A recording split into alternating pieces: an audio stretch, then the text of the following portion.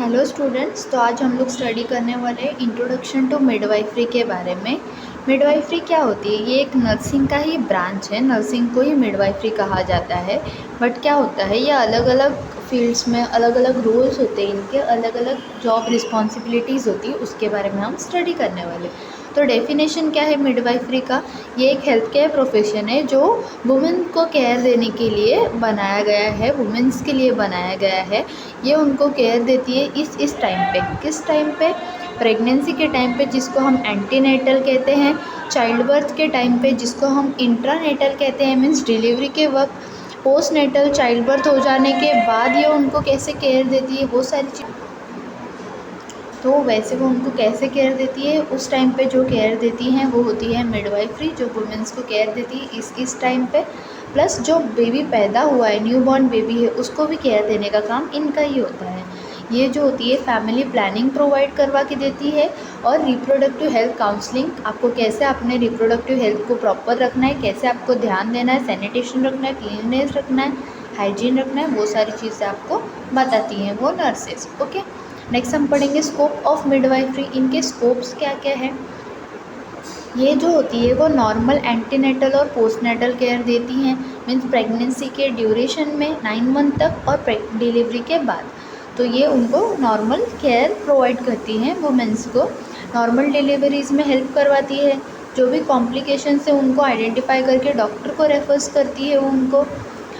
और वुमेंस को एजुकेट करती है कि नए बच्चों को, जो न्यूबॉर्न बेबी, उसका केयर कैसे लेना है, आपको ब्रेस्ट फीडिंग किस तरीके से करना है, हाइजीन कैसे मेंटेन रखना है, बच्चे को न्यूट्रिशन क्या क्या देना है, कैसे देना है, वो सारी चीज़ें। वुमेंस के राइट्स और डिसीजंस को सपोर्ट करती है, जैसे कि जो अधिकार है वुमेंस का, कब प्रेग्नेंट रहना है, कब प्रेगनेंसी रखनी है, कब गैप रखना है, कितना गैप रखना है, कब अबॉर्शन करवाना है, कब रिलेशन रखना है, वो सारी चीज़ें उनके जो राइट्स हैं उनको सपोर्ट करती है। प्लस उनको जो भी उनके साथ प्रोसीजर होने वाला है, वो सारी चीज़ें, वो कॉम्प्लिकेशंस उनको इन्फॉर्म करके ही डिसीज़न लिया जाता है। नेक्स्ट हम पढ़ेंगे हिस्टोरिकल डेवलपमेंट ऑफ मिडवाइफरी। इसका जो है वो पहले से जड़ जो है, ट्रेडिशनल रूट्स, उसके बारे में हम पढ़ेंगे। पहले के ज़माने में क्या होता था, ये मिडवाइफरी जो थी, इनको मिडवाइफरी नाम नहीं दिया गया था। गांव-गांव में जो दाइज होती थी, वो बच्चों का पैदा करवाने में मदद करती थी। और वो क्या होती थी, उनको कॉम्प्लिकेशंस हैंडल करने नहीं आता था। उन्होंने जो भी नॉर्मल केसेस देखी थी, वो सारी चीज़ों में वो नॉर्मल डिलीवरी करवाती थी। अगर कोई रिस्क फैक्टर, कोई कॉम्प्लिकेशंस आ रहा है, तो उस टाइम पे वो उसको हैंडल नहीं कर पाती थी, जिससे मदर या बेबी की डेथ तक हो जाती थी। बट अब आगे जाके ये जो इन्फॉर्मेशन है, बेबी कैसे पैदा करना है, वो information generation to generation pass होते होते अब के मॉडर्न जनरेशन में उसमें कुछ चीज़ें ऐड हुई। नई फैसिलिटीज़, नए इक्विपमेंट, नए केसेस, नए कंडीशंस, कॉम्प्लिकेशंस, वो सारी चीज़ें कैसे हैंडल करनी है, ये सारी इन्फॉर्मेशन, नॉलेज उसमें ऐड होते होते अब ये एक स्टडी बन चुका है, जिसको हम मिडवाइफरी कहते हैं। ओके, तो ये कैसे इवॉल्व हुआ है 19th सेंचुरी में। इसका जो फर्स्ट फॉर्मल ट्रेनिंग, मीन्स लोगों को सिखाना, ये 19th सेंचुरी में चालू किया गया यूरोप में। जो कि 20th सेंचुरी में क्या किया गया, उन लोगों को, जो लोग सीखे हुए हैं, ट्रेंड है, उनको हॉस्पिटल में जॉब्स मिलने लगी और उनका रोल होने लगा मिडवाइफ्स का। धीरे धीरे ये इंडिया में आने लग गया पोस्ट इंडिपेंडेंस के बाद, मीन्स जब इंडिया स्वतंत्र हो गया उसके बाद ये इंडिया में आने लग गया। और ये इंडिया में ANM के नाम से आया था, ऑक्सिलरी नर्स मिडवाइफ्स के नाम से। जो क्या करते थे, जो ट्रेंड बर्थ अटेंडेंट थे, जिनको ट्रेन किया गया है कि कैसे आपको डिलीवरी करवानी है, उनको रूरल एरियाज़ में भेजा जाता था, ताकि वहाँ के कॉम्प्लिकेशंस को हैंडल जो कैसे करना है वो इनको पता है। आज के दिनों में क्या हो रहा है, ये मिडवाइफ्स को प्रॉपर्ली ट्रेन किया गया है, इनको एक डिफाइंड रोल्स दिया गया है। हर मिडवाइफ्स, हर तरीके के रोल्स होते हैं, जैसे बच्चों को केयर देना, माँ को प्रेगनेंसी के टाइम केयर देना, प्रेगनेंसी के बाद केयर देना, रेगुलर टाइम पे केयर देना, नियोनेटल केयर देना। नियोनेटल मीन्स जब बेबी पैदा होता है 28 डेज़ तक वो नियोनेटल कहलाता है। उस टाइम पे जो उसे केयर दिया जाता है उसे कहा जाता है नियोनेटल केयर सिस्टम्स। अब हम पढ़ेंगे रोल्स एंड रिस्पॉन्सिबिलिटी, उनके काम क्या क्या है मिडवाइफ्स के, और उनकी जिम्मेदारियाँ क्या क्या हैं। तो उनके रोल्स ऐसे हैं कि वो केयर गिवर के नाम पे उनका एक रोल है कि वो केयर देती है लोगों को। वो प्रॉपर फुल्ली केयर प्रोवाइड करती है मदर और बेबी को।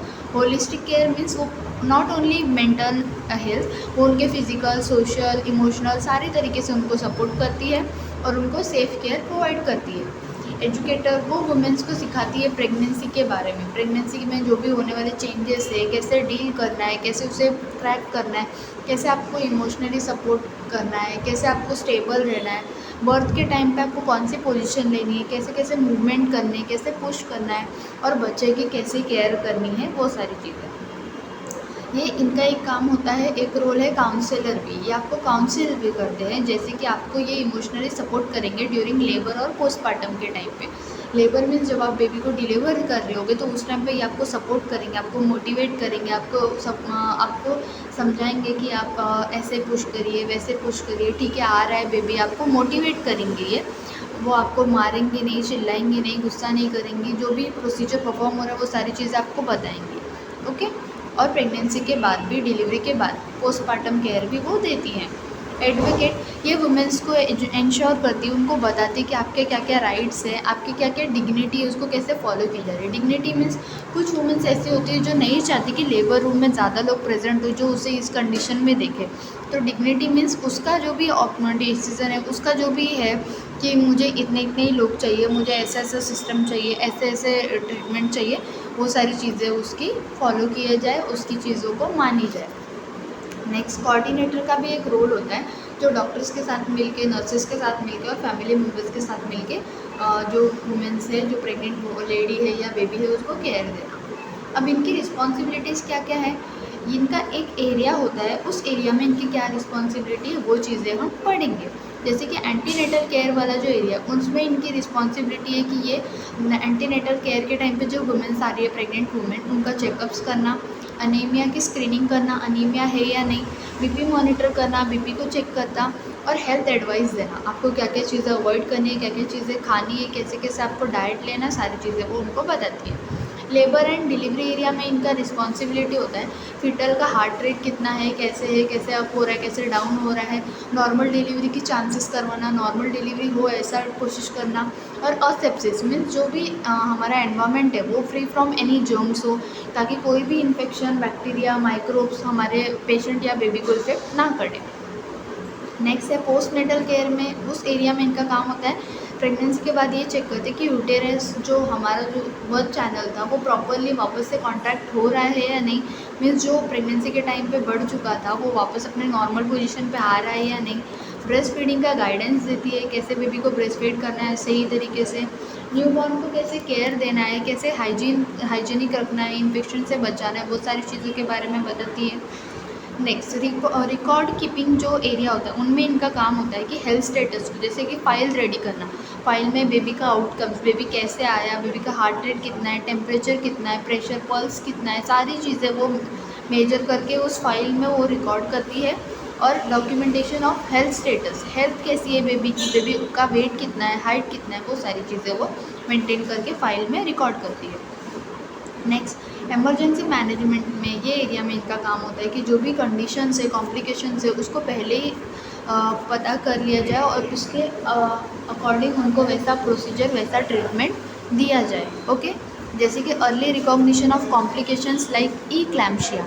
ईक्लैम्शिया क्या होता है, तो हम ईक्लैम्शिया के बारे में स्टडी कर रहे थे। ईक्लैम्शिया क्या होता है, ये एक कॉम्प्लिकेशन केस है जो प्री क्लैम्शिया जब बहुत ज़्यादा सीवियर हो जाता है तो पेशेंट ईक्लैम्शिया ये कंडीशन से सफ़र करता है। अब ये प्री क्लैम्शिया क्या होता है, ये होता है कि प्रेगनेंसी के फेज़ में जो वुमेन होती है उनका जो ब्लड प्रेशर होता है वो हाई हो जाता है, बहुत बढ़ जाता है। वुमेंस के यूरिन में बहुत ज़्यादा प्रोटीन का डिस्चार्ज होने लग जाता है, जो कि एक सिम्टम, जो कि एक आपको बताता है कि आपका किसी ऑर्गन डैमेज हो रहा है, ये सारी चीज़ें आपको बताता है। नेक्स्ट हम देखेंगे PPH, जिसको हम बोलते हैं पोस्टपार्टम हेमोरेज। ओके, इसका मतलब होता है डिलीवरी के बाद जो पोस्टपार्टम हेमोरेज जो इसका फुल फॉर्म है, इसका मीनिंग क्या है। पोस्टपार्टम मीन्स डिलीवरी के बाद, जब बेबी का डिलीवरी हो जाता है उसके बाद जो जैसे कि 9 मंथ तक जो पीरियड्स का ब्लड होता है वो आफ्टर डिलीवरी जो होता है वो ब्लीडिंग होती है कुछ दिनों तक, उसके बाद वो ब्लीडिंग स्टॉप हो जाती है। बट ये कंडीशन में क्या होता है, वो ब्लीडिंग जो होता है बहुत ज़्यादा सीवियर हो जाता है और बहुत ज़्यादा लॉन्ग टर्म तक वो ब्लीडिंग चलती रहती है। इसको हम कहते हैं postpartum haemorrhage, means after delivery heavy bleeding जो हो रही है मदर को, उसको ये कहा जाता है। जिससे क्या होता है बॉडी का सारा खून बाहर निकल के मदर की लाइफ जो है वो डेंजर में भी पड़ सकती है। नेक्स्ट ऑब्स्ट्रक्टेड लेबर, इसमें क्या होता है कि जो मदर का बर्थ चैनल है वो बेबी के साइज से स्मॉल है, या फिर मदर का बर्थ चैनल कॉन्ट्रैक्ट नहीं हो रहा है प्रॉपरली, जिससे बेबी बाहर नहीं आ रहा है, बेबी ऑब्स्ट्रक्ट हो चुका है, बेबी अटक चुका है वहीं पे, उसको हम कहते हैं ऑब्स्ट्रक्टेड लेबर। जिससे क्या होगा, अगर टाइम पे बेबी और बाहर नहीं आया तो मदर और बेबी दोनों की लाइफ को डेंजर होता है। ओके, नेक्स्ट है हमारा legal and ethical issues in midwifery. Midwifery में कुछ लीगल और एथिकल इश्यूज़ होते हैं, ये कुछ रूल्स और रेगुलेशंस है, वो सारी चीज़ों के बारे में पढ़ेंगे। लीगल रिस्पॉन्सिबिलिटीज़ क्या क्या होती हैं। Only perform task they are trained और ऑथराइज फोर्स, मतलब लीगल रिस्पॉन्सिबिलिटी उनकी ये है कि उनको जो चीज़ों के लिए ट्रेन किया गया है, जो चीज़ें सिखाई गई है, ऑथराइज़ की गई है, सिर्फ वही काम वो करें। एक्यूरेट रिकॉर्ड मेंटेन करके रखना उनका काम होता है।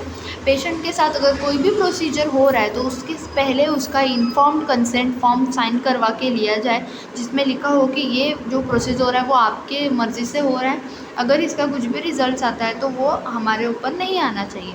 ओके, नेक्स्ट नर्सिंग और मिडवाइफरी काउंसिल्स के जो भी लाइसेंसिंग के जो भी रूल्स होते हैं, रूल्स एंड रेगुलेशंस, कि आपको कैसे आपके रोल्स को परफॉर्म करना है, रिस्पॉन्सिबिलिटी को कैसे मैनेज करना है, सारी चीज़ें, वो सारे रूल्स और रेगुलेशंस आपको फॉलो करने हैं। ओके, नेक्स्ट होता है एथिकल प्रिंसिपल्स, मीन्स कुछ ऐसे प्रिंसिपल्स होते हैं, कुछ ऐसे हमारे सिद्धांत होते हैं जो उनको फॉलो करने होते हैं, जैसे कि ऑटोनॉमी। ऑटोनॉमी बताता है कि हर वुमेंस के राइट को रिस्पेक्ट करना और उनको उनके ओन डिसीजंस लेने में, उनके ओन डिसीजंस को रिस्पेक्ट करके वो डिसीज़न मानना। बेनिफिशियंस होता है हमेशा ऐसी कोशिश करना कि मदर और बेबी दोनों को बेनिफिट हो, दोनों की हेल्थ अच्छी हो, और जो भी आप करो उससे उन लोगों को बेनिफिट ही हो, बस हार्म किसी भी तरीके का ना हो।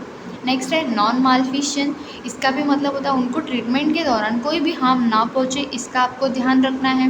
नेक्स्ट है कॉन्फिडेंशियलिटी, मीन्स पेशेंट का जो भी इंफॉर्मेशन है उसको आपको प्राइवेट रखना है, वो इंफॉर्मेशन आपको किसी से भी नहीं बताना है, कहीं भी शेयर नहीं करना है, ओनली ऑथराइज पर्सन्स जो होंगे उनसे ये इन्फॉर्मेशन आप शेयर कर सकते हो। ओके, जो भी प्रोसीजर्स परफॉर्म हो रहे हैं वो सारी चीज़ें।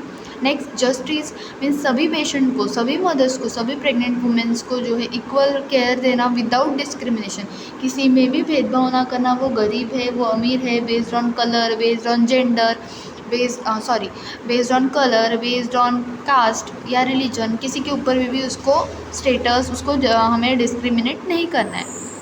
ओके, नेक्स्ट हम पढ़ेंगे अब theoretical framework in midwifery practice. कुछ ऐसे मॉडल्स हैं जो मिडवाइफरी प्रैक्टिस में आपको बताए जाते हैं। मिडवाइफरी के जो थियरीज होती है वो हेल्प करवाती है कि आप डिलीवरी को प्लान करें और डिलीवरी कैसे करवानी है, डिलीवरी के टाइम क्या क्या केयर देना है, वो सारी चीज़ों को आप वैसे सीखें, और उसमें वो हेल्प करती है। जिसके की मॉडल्स है जेन बॉल्स मिडवाइफरी मॉडल।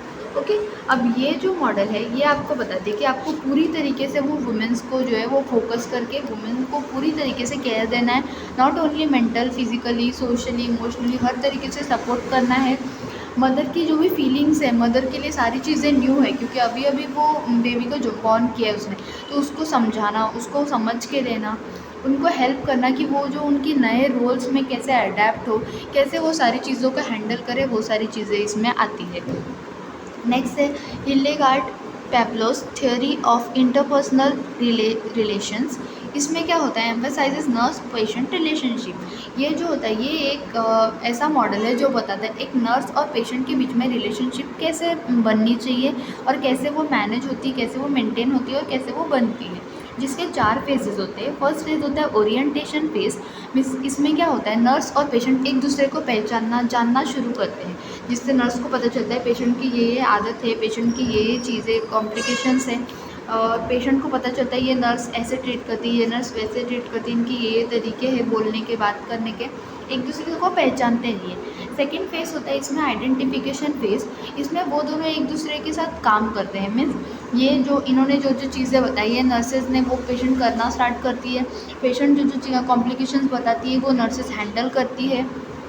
नेक्स्ट होता है थर्ड स्टेज, जिसको हम एक्सप्लोटेशन फेज़ बोलते हैं। इसमें पेशेंट क्या करती है, अपनी कॉम्प्लिकेशंस को वो नर्सेस को बता के वैसे सॉल्व करवाती है, अपने प्रॉब्लम्स को वो नर्सेस को जो नॉलेज है उनके हेल्प से वो अपने प्रॉब्लम्स सॉल्व करवाती है। ओके, और फोर्थ स्टेज होता है रिजोल्यूशन फेज, जिसमें क्या होता है, अब जो वुमेन है वो इंडिपेंडेंट हो चुकी है, वो अपना रोल पूरी तरीके से निभा सकती है, वो अपना सारा काम खुद से कर सकती है, उसे नर्सेज की ज़रूरत नहीं है। तो इस टाइम पे उनका रिलेशनशिप म्यूचुअली एंड हो जाता है, जिससे नर्सेज जो होती है उनका जो केयर देने का सेक्शन होता है वहीं पे ख़त्म हो जाता है।